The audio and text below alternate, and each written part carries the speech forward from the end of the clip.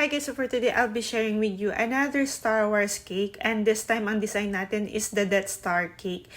So this is a 6x4, 6x6 layer na cake. Saka ko siya kinat para bumilog. So ganyan yung pagkakaano niya, pagkakatanggal ng mga ibang part ng cake natin.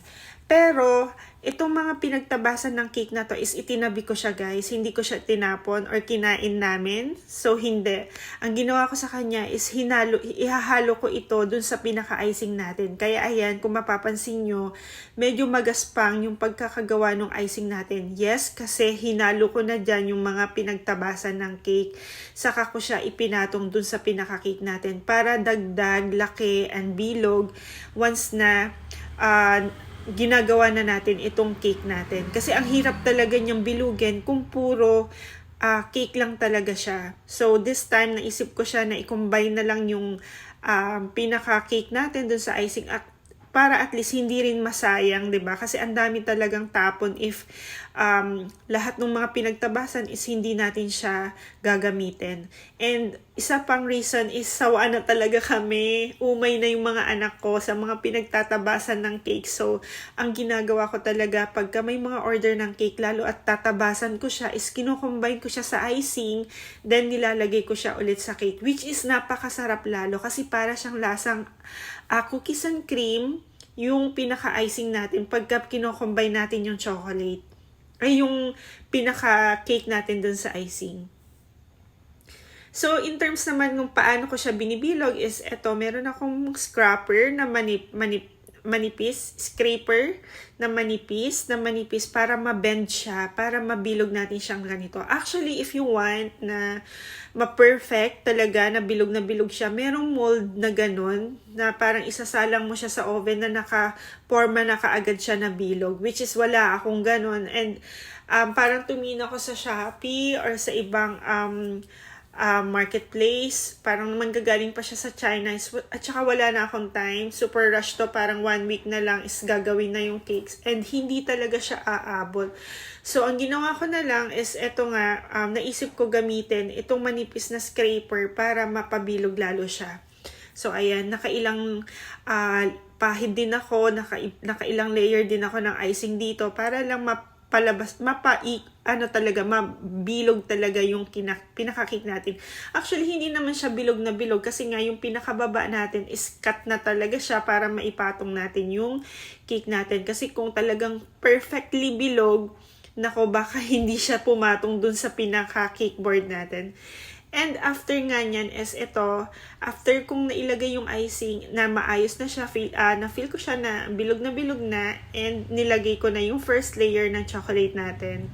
Ayan, so itong sa first coating, ayan, nilalapat ko pa rin siya. Ang tagal ko dito guys, ang tagal palang gawin pagkabilog kasi ang nangyayari, pagkapahid ko ng cake, ilalagay ko siya ng 3 minutes sa ref, and then ilalabas ko siya ulit, tapos ipapahid ko ulit ng maayos yung pinaka chocolate natin. Ayan, so ganyan siya ng ganyan. Ikot lang ng ikot, pantay, cut ulit, hagod ulit. So, eto yung pinakamatagal dito talaga. Yung feeling ko na ang simple lang talaga ng cake,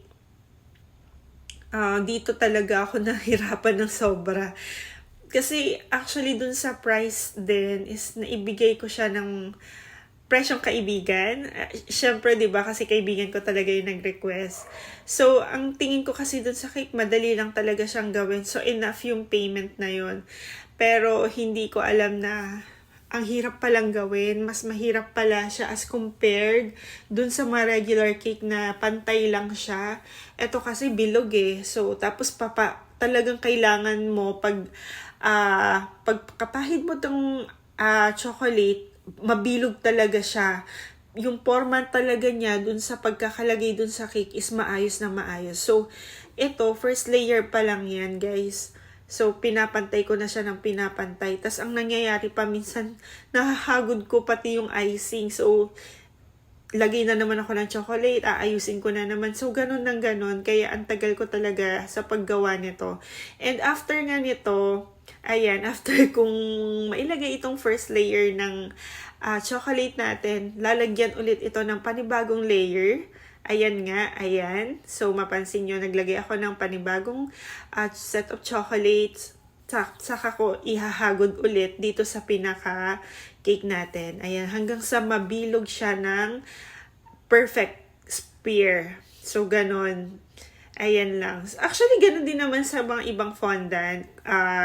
Nakaka 3 times din akong lagay ng chocolate hanggang sa mapantay siya ng maayos. Ayan. So, ito sa akin talaga, big help na magkaroon talaga nitong manipis na scraper. Ayan. Parang plastic type lang naman to na manipis. Parang plastic cover, ganon, na medyo matigas ng konti. So, kung naaalala nyo yung face shield, 'di ba? Yung tigas ng face shield, halos parehas nito. Itong ginamit ko dito. And nabili ko lang to sa Shopee din.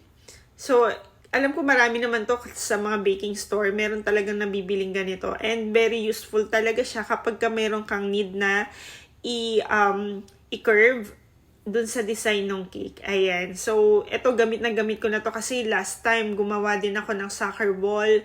And ito din yung ginamit ko na pang bilog dun sa pinaka-ball natin. Ayan. And isa sa pinakamahirap talaga dito sa paggawa ng ball is yan yung paglalagay ng chocolate. Kasi kailangan perfect na perfect yung pagkakalapat dun sa cake natin. Kasi dito sasabay yung fondant mo. So kung lukot-lukot yung pagkakalagay ng chocolate dun sa cake mo, pati yung kalalabasan nun, pagdating dun sa fondant, iba din ang magiging itsura niya. So, dito pa lang sa chocolate na to, dapat makinis na siya. Ayan, kung makikita nyo is unti-unti ko na siyang nakikinis. Ayan. So, ito, another layer ulit ng chocolate. Kasi napansin nyo, di ba, nung una is makinis na siya. Ito, dinagdagan ko ulit siya ng another set of chocolate. So, ito na yung pinaka-third layer natin. Para mabilog na mabilog talaga siya. Ayan, konting pahid. Tapos, ayan, papasadahan mo ulit. Bibilugin ulit. So, ang tagal ko dito, guys. Siguro tong video na to is 7 minutes. Pero, actually, yung totoo talaga nangyari dito. Ang dami ko ng cut na nila tinanggal dito. Sobrang tagal talaga nitong cake na to. Sobrang na-challenge talaga ako. Tapos, nag-umpisa ako dito ng 6 a.m., 6 to 7 a.m. And pick up ng cake is 11 a.m. Tapos magde-design pa ako. Ilalagay ko pa yung mga design niya. Doon talaga sa pinaka-design nito. Hindi ko na inaipakita dito. Pero ang pagkakagawa lang naman doon is nagkakat ka talaga. Kaya lang syempre, dahil nga bilog yung paglalagyan mo, dapat even talaga. Pantay na pantay yung pagkakakat mo doon sa mga toppers. Although cut-cut lang naman yung mga yun, pero sobrang tagal kasi may mga maliliit siyang details na parang mga ilaw-ilaw, didikitan mo lahat yun. And then, meron namang design na binigay sa akin na gagayahan, kaya lang hindi na talaga namin ginaya yun. Naggumawa na lang kami ng sarili naming version kasi nga sobrang gahol na sa oras dahil ang tagal ko siyang ginagawa. And then, ang tagal ding ikat ng mga design niya. So, gumawa na kami ng sarili naming version. And tingin ko naman is okay lang kahit gumawa kami ng ibang version ng mga ilaw-ilaw, nabigyan naman namin ng justice itong Death Star. So, ito na yung final natin. So, napalamig ko na yan sa ref, nabilog na siya ng sobra. Saka ko nilagay itong cover na fondant. Ayan, so pataklob ang tawag nila dito. Hindi ko alam yung English term eh. So, ayan. So, unti-unti ko siyang ini-stretch. Actually, hindi nga siya na perfect yung pagkakalagay ng baba kasi medyo napunit siya sa paghila ko. So, pero okay lang naman yun kasi sa ibabaw naman nito is may another layer tayong ilalagay. Yun nga yung pinaka-design nung cake natin. So, ayan, mas stretch lang, tas dahan-dahan mo siyang ilalapat dun sa cake. Kakapit naman yan dun sa chocolate natin hanggang sa mabilog na siya ng maayos. Ayan, so sa paglalagay din ng fondant, matrabaho din guys. Ang hirap din kasi bilog na bilog siya. Unlike, diba, kapag yung ordinary ng mga fondant cake, itataklob mo lang, madali na siyang ilapat. Ito kasi pabilog siya, tas isisiksik mo siya sa ilalim. So, nagkakaroon siya ng punit. Ayan, so yung sa yung nagkaroon ng punit dito is inayos ko na lang siya, guys. Minasa ko siya ulit, nilagyan ko siya ng konting tubig para mas umayos siya. Ayun. So, medyo hindi na siya halata dito, guys, kasi nga, natakpan naman siya ng design. Kung mapapansin nyo, mamaya, yung mga design niya is na-coveran niya. Itong nagkaroon na yan, no? Kita nyo may punit sa baba. Kita na yung chocolate. Ayun. So, hindi naman talaga siya maiiwasan kasi nga, ang hirap talaga siyang ilapat. Siguro, hindi pa ako expert para dito. So, ayan. So, kinat ko na siya. And after nga niyan is, nag-design na ako.